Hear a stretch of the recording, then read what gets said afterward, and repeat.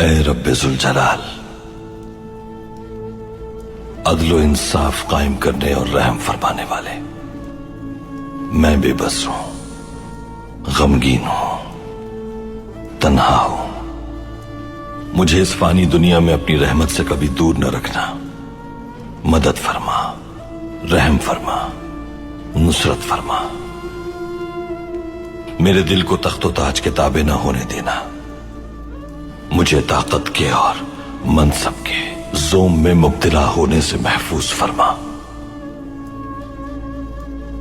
صرف تجھی سے مدد مانگتا ہوں میں، اور تیری ہی عبادت کرتا ہوں۔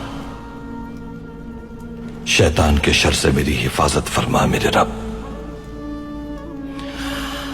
دنیا میں غافل ہو کر آخرت بھولنے سے محفوظ فرما۔ میں جانتا ہوں فتح تیری عنایت ہے۔